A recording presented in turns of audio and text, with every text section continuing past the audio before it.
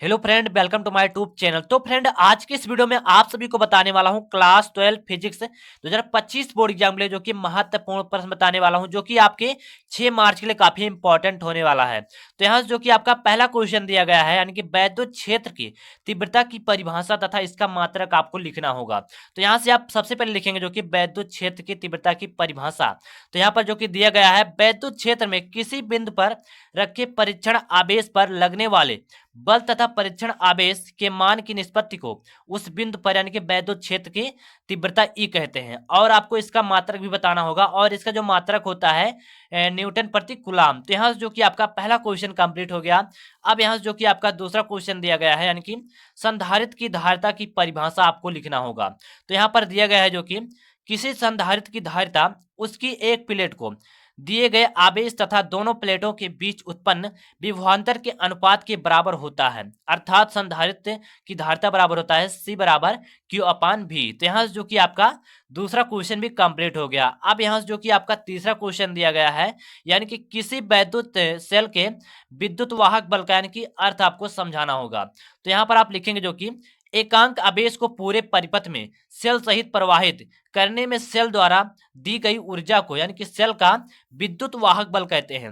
जबकि किसी परिपथ के दो बिंदुओं के बीच एकांक आवेश को प्रवाहित करने में किए गए कार्य को उन यानी कि बिंदुओं के बीच टर्मिनल विभवांतर कहते हैं। तो यहाँ जो कि आपका यानी कि तीसरा क्वेश्चन भी कंप्लीट हो गया। अब यहाँ जो कि आपका चौथा क्वेश्चन दिया गया है, जो कि चुंबकीय बल यानी कि रेखाओं एवं वैद्युत बल रेखाओं में अंतर आपको बताना होगा। तो यहाँ पर जो कि आपका पहला दिया गया, यानी कि चुंबकीय बल में आपका पहला जो कि दिया गया है, चुंबकीय बल रेखाएं बंद वक्र में होती हैं, जबकि वैद्युत बल रेखाएं बंद वक्र में नहीं होती हैं। इसका मुख्य कारण चुंबकीय ध्रुव का विलगित नहीं होना है, जबकि धनावेश एवं ऋणावेश विलगित अवस्था में प्राप्त किए जा सकते हैं। तो यहाँ जो कि आपका यानी कि चुंबकीय बल वाला यानी कि रेखाओं आपका कंप्लीट हो गया। अब यहाँ से आपको बताना होगा वैद्युत बल। तो यहाँ पर जो कि आपका दिया गया है दूसरा, जो कि चुंबकीय बल रेखाओं का किसी चुंबकीय पदार्थ से किसी भी कोण पर निर्गमन अथवा आगमन संभव होता है, जबकि वैद्युत बल रेखाओं का किसी चालक पदार्थ से यानी कि लंबवत निर्गमन अथवा आगमन होता है। तो यहाँ जो कि यानी कि आपका चौथा क्वेश्चन भी कंप्लीट हो गया।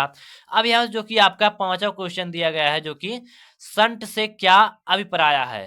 तो यहाँ पर आप लिखेंगे जो कि इसका उत्तर, यानी कि शंट विद्युत परिपथ में लगाई जाने वाली एक ऐसी युक्ति है जिसके द्वारा परिपथ की किसी शाखा से होकर जाने वाली धारा को दूसरे मार्ग से भेजना तथा परिपथ की किसी शाखा में बहने वाली धारा का मापन करना होता है। शंट का उपयोग विद्युत परिपथ को अधिक वोल्टेज से होने वाली शॉर्ट सर्किट से सुरक्षित रखने के लिए किया जाता है।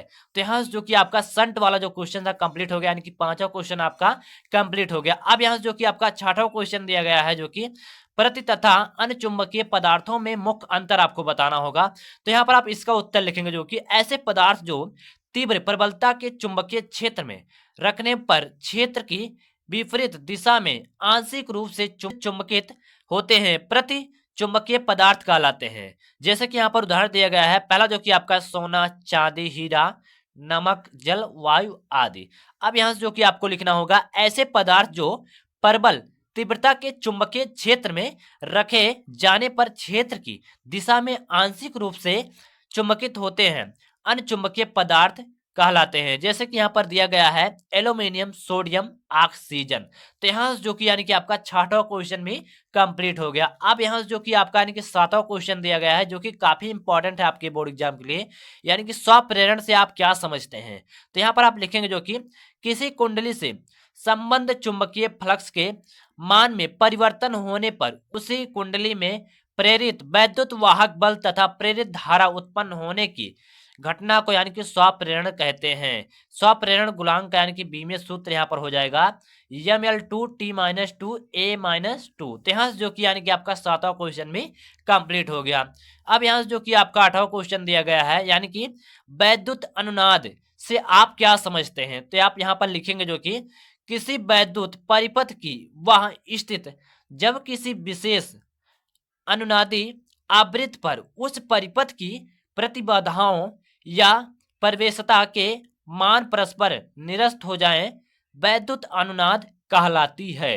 तो यहाँ से जो कि यानी कि आपका 8वां क्वेश्चन भी कंप्लीट हो गया। अब यहाँ से जो कि आपका 9वां क्वेश्चन दिया गया है, यानी कि प्रत्यावर्ती परिपथ की प्रतिबाधा से क्या तात्पर्य है। तो यहाँ पर आप लिखेंगे जो कि प्रत्यावर्ती धारा के मार्ग में प्रतिरोधक, प्रेरण, कुंडली और संधारित्र में तीनों या किन्हीं दो के द्वारा डाले गए अवरोध को यानी कि प्रतिबाधा कहते हैं। प्रतिबाधा आवृत्ति पर निर्भर करती है, इसे जड़ से यानी कि प्रदर्शित करते हैं। इसका जो मात्रक होता है ओम होता है। तो यहाँ से जो कि यानी कि आपका 9वां क्वेश्चन काफी इंपॉर्टेंट है और 9वां क्वेश्चन भी आपका कंप्लीट हो गया। अब यहाँ से जो कि आपका यानी कि 10वां क्वेश्चन दिया गया है, जो कि पराबैंगनी किरणों के किन्हीं दो उपयोग को आपको लिखना होगा। तो यहाँ पर आप पहला जो कि आपका दिया गया है, अदृश्य यानी कि लिखाई नकली दस्तावेजों अंगुली के निशानों का पता लगाने में। तो यहाँ से जो कि यानी कि आपका पहला कंप्लीट हो गया। और आपका जो कि दूसरा उपयोग दिया गया है खाने की वस्तुओं के संरक्षण में। तो यहाँ से जो कि यानी कि आपका दूसरा भी कंप्लीट हो गया। तो इस प्रकार जो कि आपका यानी कि 10वां क्वेश्चन भी कंप्लीट हो गया। तो यहाँ से मैं आपसे जो कि मोस्ट इंपॉर्टेंट यानी कि 10 क्वेश्चन बताया हूँ, जो कि आपके 6 मार्च के लिए काफी इंपॉर्टेंट होने वाला है। तो आशा करता हूँ गाइज आप सभी को ये वीडियो पसंद आई होगी। अगर वीडियो पसंद, वीडियो को लाइक कर देना और चैनल को सब्सक्राइब कर देना। चलिए गाइज मिलते हैं नेक्स्ट वीडियो में। जय हिंद, वंदे मातरम।